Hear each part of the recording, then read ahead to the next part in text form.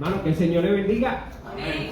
El Señor le bendiga más. Amén. Estamos contentos, ¿verdad que sí? Estamos súper felices. Tenemos a nuestro hermano Marcano aquí con nosotros. Así que sabemos que Dios es grande y es misericordioso. ¿Cuántos dicen amén? Amén. Vamos a ponernos de pie, ¿verdad? Para leer la palabra. Vamos a buscar en Hebreos. Capítulo 10, verso 23. A las personas que nos ven a través del Facebook, reciba un caluroso abrazo de aquí, de parte de la congregación Iglesia Bautista de Rolling Hills. Este es su caso, usted puede venir aquí a congregarse con nosotros los domingos de la mañana, los lunes por la tarde y los miércoles que tenemos estudios bíblicos. Esto es una iglesia de mucho amor. Usted venga aquí como usted esté, que Dios se va a encargar de corregirle lo que usted necesite. Hebreos capítulo 10. Capítulo 10 de Hebreos. Sí, verso 23 al 25.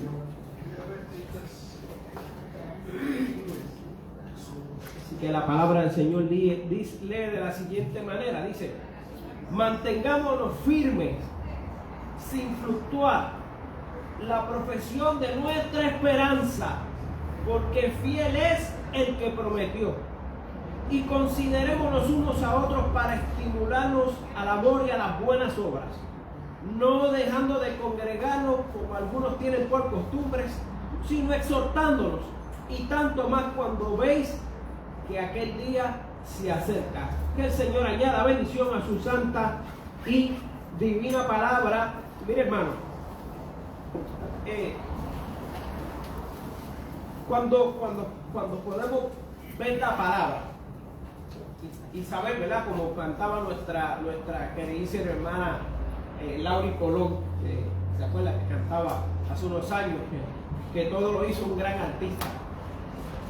Saludos, Lauri, que sé que a veces nos ve a través del Facebook, desde allá de la Florida. Mire, cuando vemos la palabra completa, nos damos cuenta que desde el Génesis hasta el Apocalipsis, escuche bien, la Biblia es un lienzo,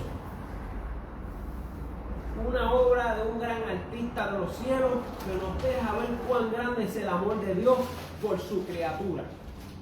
¿Cuál es la criatura de Dios? El ser humano. Dios nos muestra, escucha bien, en cada capítulo, en cada pasaje, en cada libro, su fidelidad tan grande como su poder y como su misericordia. Cuando vamos a la palabra, encontramos que la razón por la que todavía respiramos es por su fidelidad. Mire, esto yo se lo he dicho aquí otras veces. Mire, Dios es tan fiel que aun cuando en el mismísimo jardín del Edén, en un lugar perfecto, donde no había que trabajar porque la tierra, dice que la palabra, que daba su fruto a su tiempo. O sea, todo el tiempo había frutos en los árboles. Donde no había que prepararse para el invierno, porque todo el tiempo era una primavera llena de frutos, donde los pajaritos cantaban, donde el tigre y el león no tenían necesidad de atacar a nadie. Vivía el hombre y la mujer, el ser humano, en un estado de perfección. Eso era el jardín del Edén. Y nosotros, ¿qué hicimos? Lo dañamos. Y aún así, cuando Dios tenía la oportunidad de exterminarlos en ese momento, al su fidelidad ser tan grande como su amor, dijo: no, yo no voy a destruir al ser humano, yo voy a idear un plan perfecto para redimirlos y para que en algún momento de la historia yo pueda habitar otra vez en sus corazones. Ese es el principio de las escrituras y de la palabra, y en esa promesa es que nos basamos para decir que hoy podemos respirar por la fidelidad de Dios. Más aún allá, ahorita estamos hablando, ¿verdad?, del nombre de Dios, ¿verdad? Y es bien interesante porque usted sabe que el Salmo 150 dice que todo lo que respira alabe a Jehová. Y si usted le pone un micrófono a un bebé recién nacido durmiendo, usted va a escuchar que la respiración dice.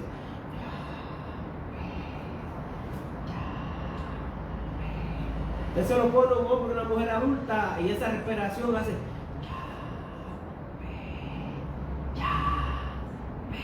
Usted se lo pone a un hombre o una mujer moribunda y dice. O sea, que no importa cuál es su religión, no importa cuál sea su creencia, el día que usted se duerme y cae en la inconsciencia, su cuerpo, que sí sabe quién es el Dios verdadero, alaba a Dios constantemente y respira y suspira por una relación con ese Dios que nos creó.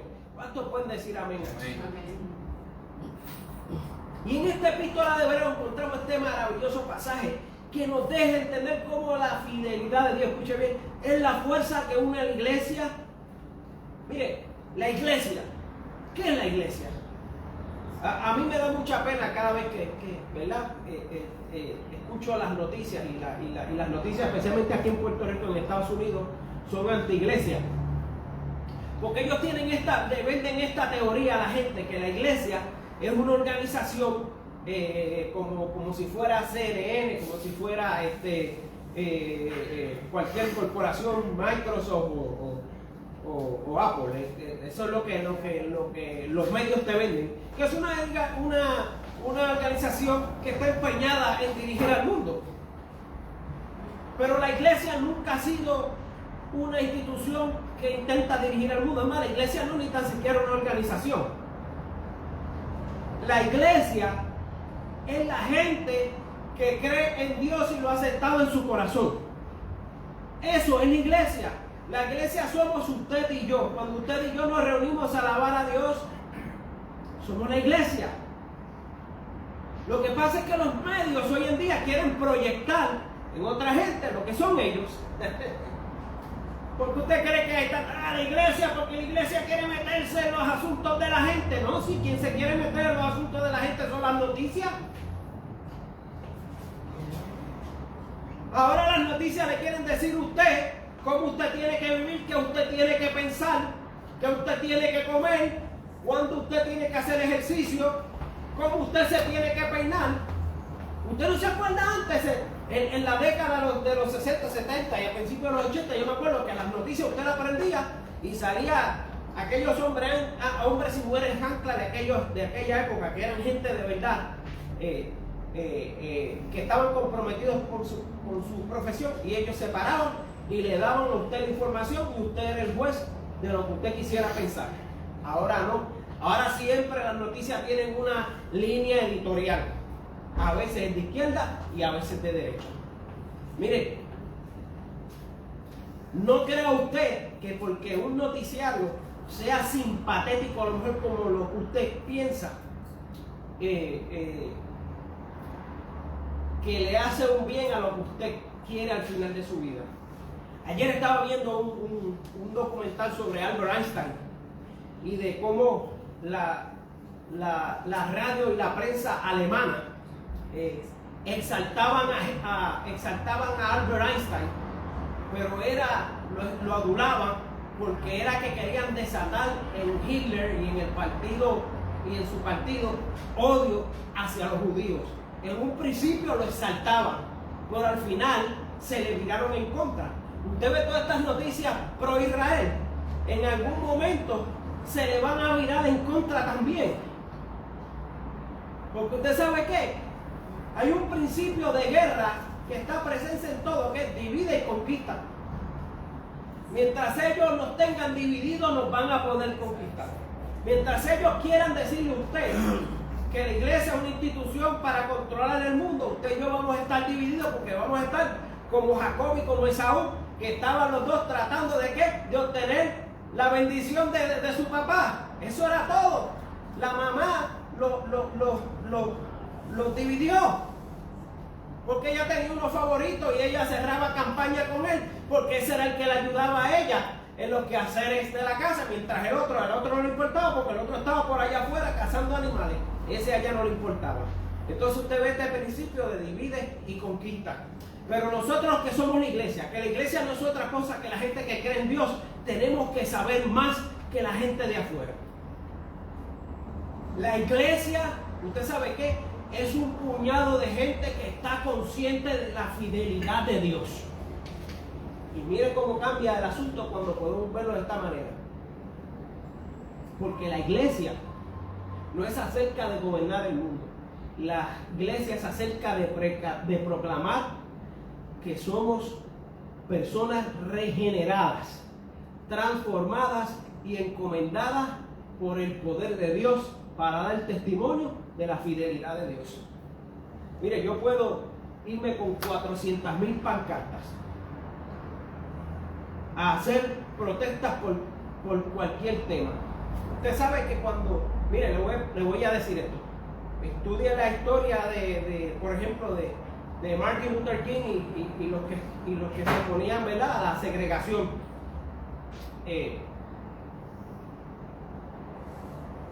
Antes de Rosa Parks, la famosa Rosa Parks, ¿se acuerda que hicieron campaña porque ella no se quiso sentar en el lugar que era para los negros en la guagua? Y ella dijo, no, yo soy igual que cualquiera y me voy a sentar, que eso está muy bien. Yo creo en eso. Yo creo que Dios no hace acepción de personas. Pero antes de Rosa Parks había otra señora que tenía un pleito similar. Y esta persona nunca se la llevaron a consideración a Martin Luther King y a la de esto, porque era madre soltera. Entonces, tú sabes, ellos no querían vender la imagen de una madre soltera como activista, como si Dios hubiera hecho acepción de personas. Si era madre soltera, como quiera, estaba dentro del plan de Dios para redimirla. Entonces, usted se fija cómo en las noticias, cómo el mundo hace diferentes campañas, pero ignoran totalmente qué es la iglesia y cómo trabajamos nosotros en la tierra. Mire, mejor ejemplo da el que hace que el que habla. Y usted lea el libro Por esta cruz te mataré. Los que les gusta leer, se lo recomiendo. Laura, tú que quieres ser misionera, tú tienes que leer ese libro. Ahora te lo advierto desde ahora, vas a llorar. Vas a llorar, te vas a reír y tu convicción va a aumentar de una manera. Por esta cruz te mataré. Léalo. Y en una de estas historias que él cuenta, este evangelista Bruce Olsen cuenta que él fue a un lugar y los indios no lo dejaron predicar porque ahí habían ido un montón de misioneros y habían dado mal ejemplo porque hablaban mucho y actuaban poco. Y sin embargo, años después, él estuvo entre los motilones por más de 10 años antes de poder decirle una sola palabra acerca de Cristo. Entonces, estos indios vivían prácticamente en la época de piedra. Ellos no sembraban, ellos lo que hacían era recolectar y cazar. Entonces, Bruce Olsen les enseñó a cómo sembrar, les enseñó principios de medicina, porque él había estudiado cómo manejar un botiquín, cómo desinfectar, estas cositas que a veces uno piensa que en la universidad se las enseñan y que no van a servir a uno para nada. Pues esto fue lo que utilizó durante 10 años este misionero para enseñarle a los indios a sembrar, para enseñarle a desinfectar heridas, le enseñó un montón de principios. Y luego de 10 años, sin hablar una sola palabra, los indios entendieron esto que yo les acabo de decir, que es mejor actuar que hablar. Luego de 10 años actuando en misericordia, porque él estaba consciente de que él llegó allí a predicar la palabra. Pero tuvo 10 años sin hablar, sin poder hablar, esperando la oportunidad. Y la oportunidad le llegó por su testimonio. Y luego de 10 años, Bruce Olsen le pudo predicar a aquella tribu de los motilones. Y hoy por hoy, esa tribu de indios son los que evangelizan toda el área de Sudamérica. eran asesinos, los tildaban de asesinos, de caníbales, decían 20.000 cosas de ellos. Al fin y al cabo, lo único que tenían era que eran asesinos, los demás. Pero Dios los cambió. Entonces, miren,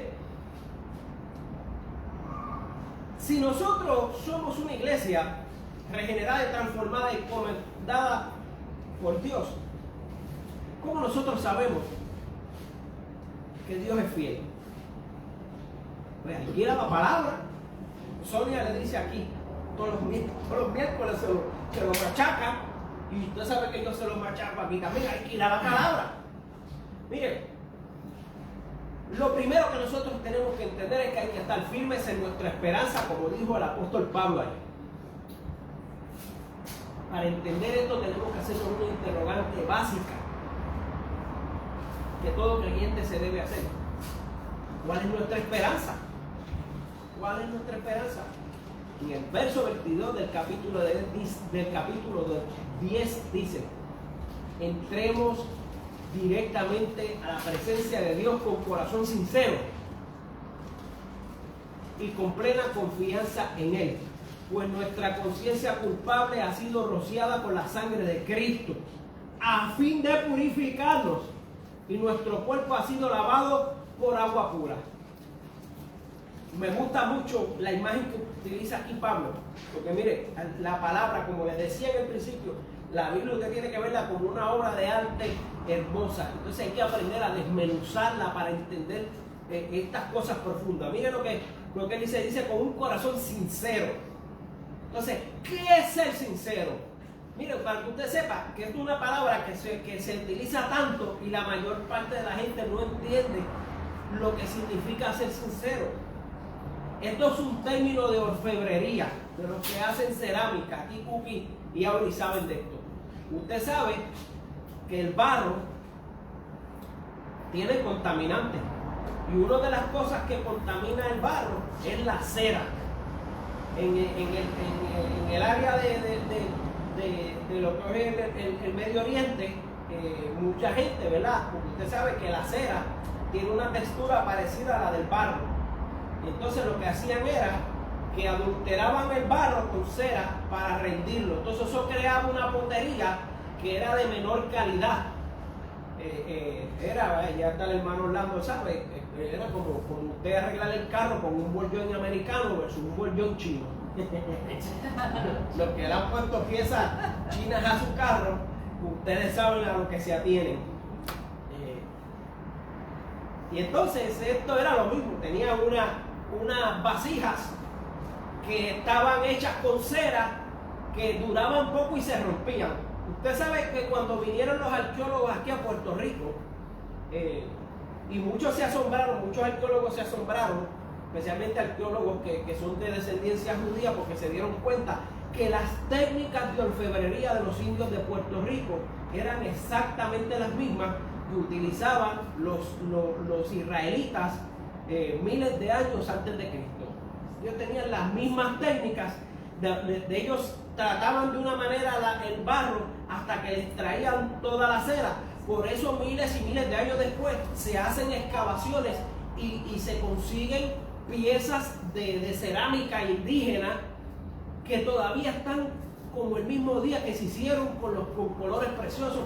Los indios Signeri, que son, ¿verdad?, de los indígenas que vivieron antes que los taínos aquí en Puerto Rico, tenían una de las cerámicas más hermosas que había, que se hayan encontrado. Entonces, esto es un término sincero. Lo que significa es que nosotros tenemos que entrar en adoración a Dios tratando de estar sin pretender que no estamos contaminados, y dejándole a Dios el timón de nuestra barca para que empiece a purificar estas impurezas, porque cuando nos atrevemos a darle nuestra vida a Dios, Él empieza, usted sabe que Él empieza a depurarnos de todas estas impurezas, y llega el momento donde usted y yo podemos entrar en esa puerta con un corazón sincero, y ese es el principio de la esperanza, que si somos sinceros, que si nos atrevemos a sacarnos del corazón todas nuestras expectativas falsas, todo lo que conocemos, y dejamos que Dios entre en nuestro corazón, razón, usted sabe qué va a suceder. Nos podemos agarrar de esta esperanza y ser salvos a través de la sangre de Jesucristo. Gracias, Elba, por el agua.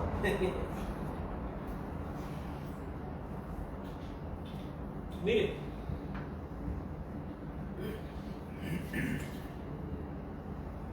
también él dice que nuestra conciencia culpable, para que usted vea, porque está hablando, nuestra conciencia culpable no es sincera. Pero cuando nos dice que ha sido rociada con la sangre de Cristo a fin de purificarnos. O sea, que la única manera de purificarnos de todas estas impurezas es a través de la sangre de Cristo. Y que nuestro cuerpo ha sido lavado por agua pura. Cuando Pablo hace referencia al agua pura, está hablando del agua del Espíritu Santo. ¿Usted se acuerda que antes, verdad? Los que somos ya de un poquito entrados en edad, sabemos que antes se cantaba un corito que decía, oh, gloria a Dios. Hay que nacer del agua, oh, gloria a Dios. Hay que nacer del Espíritu de Dios, oh, gloria a Dios. Hay que nacer del agua y del Espíritu de Dios. Hay que nacer del Señor. ¿Se acuerda de ese corito? Pues mira, hay que nacer del agua y del Espíritu para que podamos entrar en esa promesa que Dios nos dio. Mire, esto lo escribo yo. Dice, nuestra esperanza es palpable, es real y fue dictaminada por el creador del universo, por el arquitecto. En Génesis 15:6, Dios le prometió a Abraham que serían las naciones bendecidas por la fe de él. Pablo, en la epístola de Gálatas, nos lo explica mostrándonos que de la misma manera que Dios le fue fiel a Abraham y cumplió todo lo que le indicó, asimismo los que creemos en fe, igual que Abraham, entramos a la justificación de nuestros pecados por la fe en que Jesús pagó por nuestra vida en la cruz del Calvario. Firmes, fieles a nuestra esperanza, que no es otra cosa que el mismísimo Mesías, Jesús, el sumo sacerdote del orden de Melquisedec, no de Leví, de Melquisedec, y superior a todos los sacerdotes. Mire lo que dice el doctor John Vernon McGee de esta esperanza de nosotros. Dice, tenemos esperanza, ¿por qué? Permítame expresarlo de la siguiente manera. Tan cerca de Dios, no podemos estar más cerca, porque en la persona de su Hijo estamos tan cerca como Él lo está. De tanta estima para Dios, de tanta estima, de más estima no podemos ser, porque en la persona de su Hijo somos tan amados como Él lo es. Ahora debemos acercarnos más, debemos mantenernos firmes. Doctor John Vernon McGee. O sea, la palabra está llena de promesas y de su cumplimiento. Desde Génesis hasta Apocalipsis vemos como Dios todo lo que ha prometido lo ha cumplido. Aun cuando el hombre le ha sido infiel, Él ha cumplido. Así que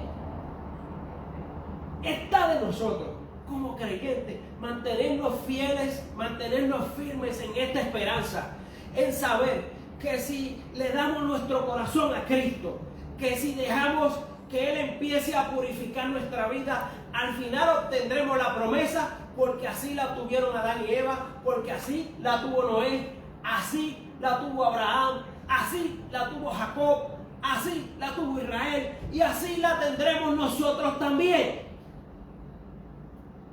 Segundo, ¿por qué podemos agarrarnos de esta promesa? Pues mire, porque fiel es el que nos llamó.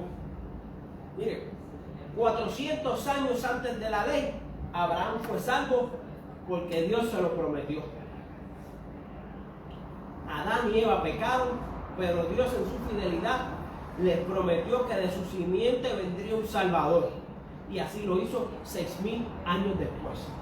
Porque usted sabe que, a diferencia de las promesas que usted y yo podamos hacer, las promesas que yo hago son temporales. Las promesas que usted hace son temporales, pero las promesas de Dios son parte de su palabra, y la misma palabra lo establece, que el cielo y la tierra pasará, pero su palabra no pasará. O sea que lo que Dios te prometió en algún momento, Dios te lo va a cumplir. Lo que pasa es que hay que aprender a mirar los tiempos de Dios. Lo que pasa es que hay que esperar en esa esperanza de Dios, que nos dice que si nosotros le somos fieles, nosotros vamos a ver la fidelidad de Él en algún momento.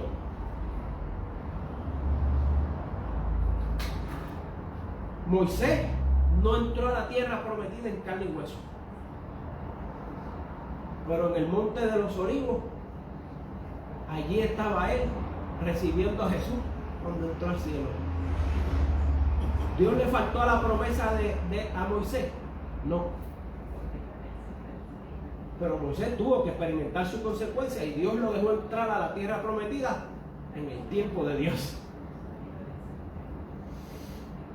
¿Usted sabe qué honor para Moisés estar allí en el monte de los Olivos cuando Jesús subió? Esa es mejor recompensa que haber vivido en carne y hueso en la tierra prometida. Porque no crea que cuando los judíos llegaron ahí, cuando los israelitas llegaron allí, aquella no era la tierra que después fue. Aquello era un yermo. Cuando usted se va a la historia de los pueblos que estaban alrededor, se dan cuenta que allí nadie quería vivir. Aquella tierra se volvió la tierra que fluye leche y miel, porque Dios se lo había prometido. ¿A quién? Al pueblo de Israel. O sea, que cuando ellos llegaron allí, la bendición llegaron con ellos, y de aquella tierra que era un yermo, que era una tierra maldita, empezó a ser una tierra bendecida por Dios. Porque usted sabe que donde está la gente que le sirve a Dios, hay bendición. Esa es parte de la promesa que usted y yo somos llamados a creer, y que funciona. 6,000 años. Yo me imagino que Adán y Eva en el cielo estaban llorando cuando vieron a Jesucristo, que murió en la cruz y resucitó. Su alegría tenía que ver una cosa que nosotros no podemos explicar. Yo ni tan siquiera quiero intentar imaginarme, porque vaya de la emoción me muero.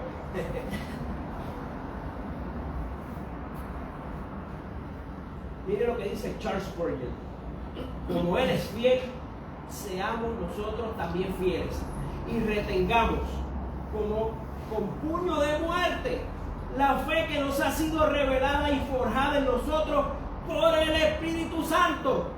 Y la profesión de fe también, sin avergonzarnos nunca de reconocer que somos seguidores del Nazareno. Y mientras seamos fieles nosotros mismos, traeremos fortaleza a los demás. Mire, el tercer punto de hoy es que la fidelidad se refleja en una vida constante de obras de amor y de piedad inmesurable.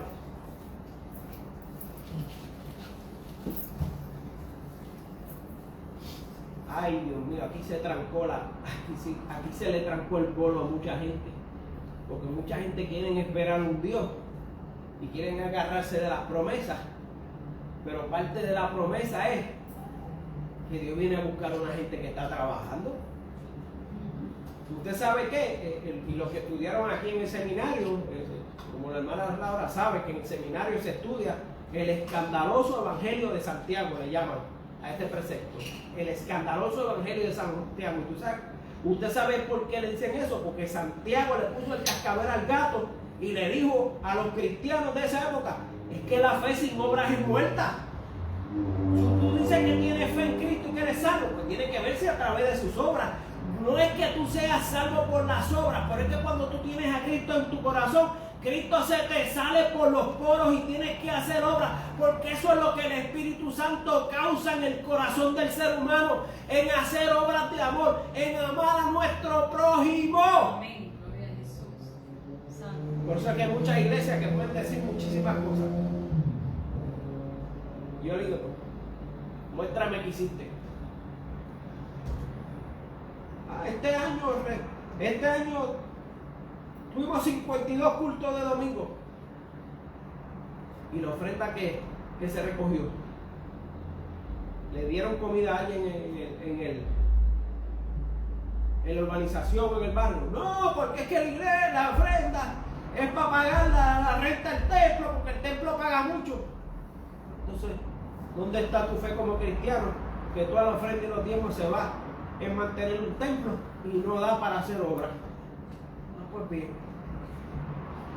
Yo les garantizo a ustedes que con lo pequeña que es esta iglesia, nosotros con lo que se recoge aquí, se hace mejor obra que iglesias grandes que no tienen ninguna obra. Y usted sabe que cuando lleguen allá arriba al cielo, Dios le va a pedir cuenta también a Dios. ¿Qué hiciste con mis recursos? ¿Por qué no alimentaste al que tenía hambre? ¿Por qué no le compraste una libretita al hijo de la señora que se le murió el esposo y no tenía para comprar libretas y puntos para que el muchacho o la muchacha fueran a la escuela? ¿Por qué no le pusiste una chancleta al que no tenía zapatos? ¿Por qué no le compraste un pote de habichuela al que estaba desventurado? ¿Por qué no visitaste a aquel anciano que sus hijos se fueron a Estados Unidos y lo dejaron solo y no lo visitaba nadie y pasaba su vida completa en soledad? Yo prefiero ser pastor de una iglesia pequeña con obras, de una iglesia grande muerta, porque esto no es cuestión de alboroto, ni de que le dé la chiripiorca a nadie mientras está en el culto. Esto es cuestión de que las obras, que la fidelidad a Dios se muestra allá afuera, no acá adentro. Aquí venimos y nos reunimos a adorar, pero hay que salir a servir, porque cuando le servimos a la comunidad, le estamos sirviendo a Cristo. Mire lo que decía. A mí me gusta mucho este precursor de los bautistas, Walter Rauschenbusch. Mire lo que decía. Yo creo que le pone el cascabel al gato. Dice: es necesario ver que el reino de Dios siempre se aproxima. Para los que no creen en la profecía, siempre se aproxima. Siempre. Reino de Dios, con cada segundo viene en movimiento hacia nosotros. No crea que ellos se cogen una pausa para tomarse el té o el café. Siempre se manifiesta en el presente. Algún día la Nueva Jerusalén va a bajar del cielo, pero la Nueva Jerusalén se manifiesta donde hay uno de nosotros allí. Donde está Roberto predicando la palabra, allí está la Nueva Jerusalén que va a bajar. Allá en la feria de artesanos, donde hay dos artesanas de esta iglesia allí con sus obras, y la gente las ve y sabe que son cristianas, allí está el reino de Dios haciéndose en esta mismísima tierra de nosotros. Mire bien, mire que siempre viene con grandes probabilidades. No importa cuán malas sean las probabilidades de que las cosas pasen, eso no tiene ninguna importancia para Dios. A lo mejor usted piensa que el tratado que usted va a repartir allí es una cosa pequeña. Usted no sabe si el tratado que usted reparte va a hacer que se convierta en el próximo Charles Spurgeon. Él mismo lo dice, yo se lo conté aquí, del testimonio de él, que él se convirtió porque en medio de una tormenta de nieve no pudo llegar a su iglesia, se desvió por un callejón y llegó a una iglesia donde el pastor no pudo llegar, y un diácono que no sabía ni predicar, era el único diácono, el único oficial de la iglesia que estaba, y le dijeron: tú tienes que predicar, y él abrió la Biblia y lo único que le dijo fue a la congregación: miren a Cristo, no me miren a mí, miren a Cristo. Y ese día se convirtió uno de los predicadores más exitosos que más gente ha llegado, y que al día de hoy sus mensajes siguen predicando, por la obra pequeñita de un diácono que se atrevió a un día de nieve a braviar una tormenta para ver un templo, aunque él sabía que iban a venir 2 o 3 solamente, o que a lo mejor él iba a estar solo en aquella iglesia. Se atrevió a abrir aquella iglesia, y esa única persona que llegó se convirtió, y a través de él miles y miles y miles y miles de personas fueron salvas. Así que no tomes nunca lo que tú puedas hacer para Cristo, nunca lo pongas a poco.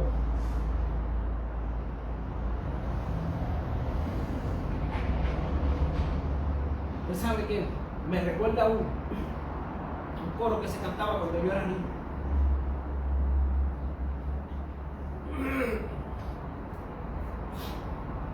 Decía que Dios usa gente simple. Decía, Dios usa gente simple, Dios usa gente simple, Dios usa a aquellos como tú y yo que queremos hacer su voluntad. Amén. No importa lo poco que te creas hacer, Dios lo que necesita son gente simple que se atrevan a sonreír. ¿Sabe qué? La sonrisa de los hermanos de esta iglesia puede más que toda la palabrería que yo pueda decir aquí. El abrazo de ustedes puede más que cualquier sermón que yo pueda dar aquí. Porque el abrazo y la sonrisa son producto de estar conscientes de una promesa que Dios nos hizo, porque Él es fiel, la va a cumplir. ¿Cuántos dicen amén? Amén, amén, gloria a Dios.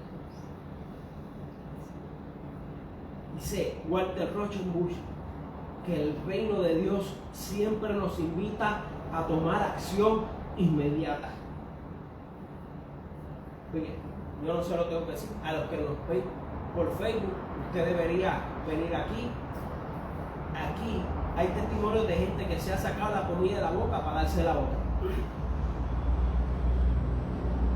Porque esto es una iglesia que está consciente de que Dios se proyecta al presente con grandes posibilidades. Por eso hay gente que a ver, llevan años aquí sin venir y de momento una noche en un culto de adoración tocan la puerta y vienen, porque saben que aquí la promesa de Dios se cumple. Gloria a Dios. Mire, una iglesia fiel demuestra su fidelidad en cada servicio, en cada alabanza que se canta, en cada persona que entra y recibe una sonrisa, en una comunidad que es impactada por las obras piadosas de sus feligreses y donde quiera que se pare alguno de sus miembros. Esa es la Iglesia Bautista Rodríguez. A mí no me cabe ninguna duda. ¿Usted sabe qué? Lo que nosotros estamos trabajando aquí es una revolución, pero no es una revolución política, es una revolución espiritual. Porque las revoluciones políticas salvan o tumban estados, pero las revoluciones espirituales, ¿usted sabe qué? Producen vida eterna. Hace unos 20 y pico de años yo escribí un tema que se llama El Revolucionario, que habla de la historia de Jesucristo. Nunca lo he grabado, pero en las pocas iglesias que fui, siempre que lo cantaba, se convertía la gente. Porque como dijo también Walter Rochenbush, el evangelio siempre será de carácter revolucionario. Si usted cree que lo que usted hace al agarrarse y ser fiel a Dios es una cosa pasiva, usted está bien equivocado. Lo que usted hace cuando se agarra a Dios, lo que usted hace cuando usted le sirve a Dios, lo que tú haces, Quillito, cuando guías la guagua, no es una cosa pequeña. Tú sabes lo que tú estás haciendo. Tú estás haciendo un acto de, ¿tú sabes de qué? Es un acto revolucionario. Amén. No es cualquier cosa. Es de carácter revolucionario. Porque a esa hora los lunes, la mayoría de la gente lo que está es pendiente o a los programas de farándula o a la lucha libre. Y sin embargo, tú tomas de tu tiempo para hacer una cosa de carácter revolucionario por gente que ni tan siquiera son de tu propia sangre. Eso es lo que yo llamo una verdadera revolución. Porque revolución es un acto que cambia vidas, no es un acto que cambia gobierno, eso es un acto que produce vida eterna. Y el evangelio siempre será de carácter revolucionario, porque ¿qué más revolucionario hay que arrancarle a la gente a la mismísima muerte?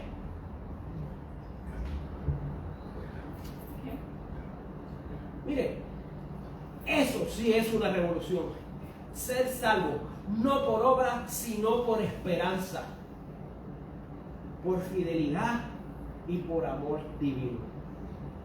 ¿Qué se puede decir? Si yo digo más de lo que hablé, no puedo decir más nada, porque más claro no canta un gallo. Vamos a ponernos de pie.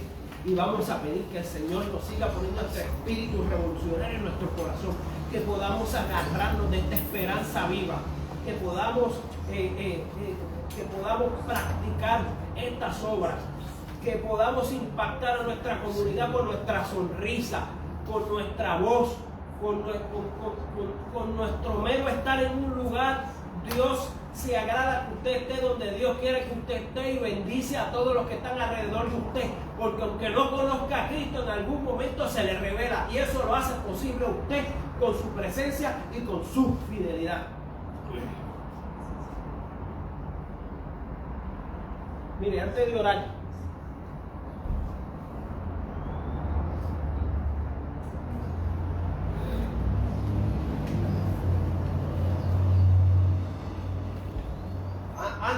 yo quiero que la revolucionaria hermana Elba pase.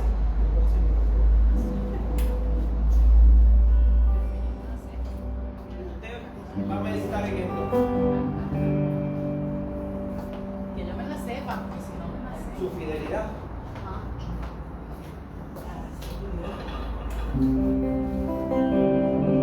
Mira, si ese tu fidelidad es grande, tu fidelidad incomparable, nadie como tú, bendito Dios, grande es tu fidelidad. Su fidelidad es grande, tu fidelidad incomparable, nadie como tú, bendito Dios, grande es tu fidelidad. Tu fidelidad es grande, tu fidelidad incomparable, nadie como tú, bendito Dios, grande es tu fidelidad. Señor y Padre Celestial, te damos gracias en esta mañana porque nos dejaste llegar aquí a este punto, Señor. Adorar tu nombre, Padre, y entender que tu misericordia y tu fidelidad, Padre, es la clave para que tengamos una vida agradable a ti. Te pedimos, Señor, que todos los que estemos aquí, Padre, podamos llevar esta esperanza al que está perdido allá afuera, Señor. A esta comunidad, a todo Carolina, a todo Puerto Rico, Señor. Que nuestras obras prediquen más, Padre, que lo que nosotros decimos, Señor. Que podamos impactar esta comunidad, Padre. Oh, con la presencia de tu Espíritu Gloria, Santo, gloria a ti, a través de las obras que Santo. tú, desde el principio Santo, del Santo. universo, Señor, estableciste para que nosotros hiciéramos en este lugar. Padre, yo te pido que bendigas a todos los que están aquí. Que sigas poniendo ese fuego en el corazón para que podamos seguir predicando tu palabra, más con nuestra vida, Padre, que con otras cosas. Así que, Padre, yo te pido una bendición especial para todos y cada uno de los que están presentes aquí, Señor. Padre, te pido que en nuestros corazones esta palabra, Padre, siga creciendo de una manera tan exponencial que se nos salga por los poros, Señor. Que la gente pueda entender cuando nos vean que hay una misericordia que está disponible para aquel que es pecador y quiera que sus pecados sean perdonados y ser limpio, Padre, del yugo del pecado, Señor. Padre, todos los pedimos en el nombre del Padre, del Hijo y del Espíritu Santo. Amén. Hermano, gracias por su... Qué bonito soy yo, hermano. Hay que hacerlo más a menudo. Hay que hacerlo más a menudo. Hermano, qué lindo soy yo, saludo. Precioso, precioso, Yo precioso. te voy a decir una cosa. Mire, a mí no me gusta profetizar ni esas cosas. Yo le tengo miedo a esas cosas. pero por ahí hay uno que el Señor lo está llamando. Yo no voy a decir nombre porque tiene una camisa como azul turquesa. Que yo espero yo espero, si él no se lo compra, se lo voy a traer yo un cajón de eso. ¿Usted sabe lo que es un cajón peruano? Es un cajoncito cuadrado que sustituye una batería. Suena como si fuera una batería, pero es un cajoncito, es mucho más fácil de tocar. Y yo espero, profetizando un día que aquí, que ese señor va a tocar ese cajón peruano conmigo aquí mientras yo toco la guitarra. Ya de plenero. Así que no me puede decir que no tiene ritmo. Mire, yo me siento honrado por estar aquí detrás de este púlpito. No crea que yo tomo esto a la ligera. Yo los amo a ustedes con todo mi corazón y toda la semana estoy siempre pensando en ustedes. La hermana Vacía sabe que yo la llamo para cada cosa. Y entre cliente y cliente he hecho mi oracioncita, me pongo a preparar las artes que yo hago aquí para las cosas de la iglesia. Mire, le quiero hablar un poco. La hermana que viene para el culto de damas es una amiga muy especial de mía y de Indira, de mi esposa. Ella es doctora en educación y una persona pues, que tiene un testimonio muy conmovedor. Yo espero que lo dé, si no lo dé, ¿verdad? Porque también hay que esperar que el Espíritu Santo ponga lo que ella va a dar, pero venga ese servicio porque se va a dar bien bueno. Quiero orar por las peticiones y ahí mismo oramos para despedirnos porque sé que el tiempo ha avanzado. Yo quiero que oren por mi tío para que se recupere. ¿Se acuerdan que yo había pedido oración por mi tío que tenía cáncer? Lo operaron ayer, ya está en su casa, dice que se siente muy bien. El médico le dijo que la operación fue un éxito, que no vio cáncer regado ni nada de eso. Así que él hizo también lo que tenía que hacer, porque él le dijo al médico, mire, no se ponga a hacer remedios a media, estirpe la próstata completa, porque uno tiene que hacer lo que uno tiene que hacer.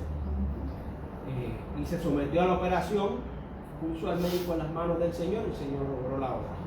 Y sabemos que va a tener una recuperación. Quiero pedir también oración.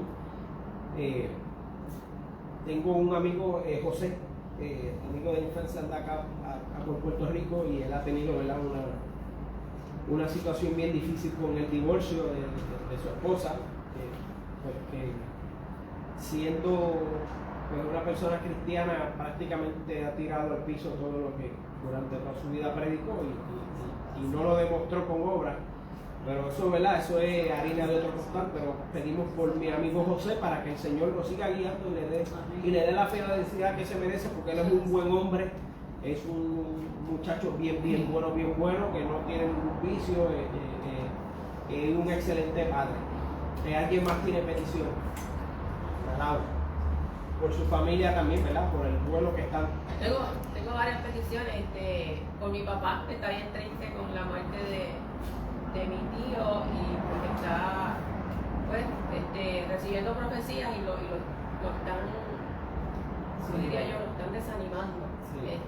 Y oración por mí, porque es que necesito confirmación de cuándo me voy, porque tengo entendido que voy para los Estados Unidos, pero llevo ya como 2 o 3 años por lo mismo.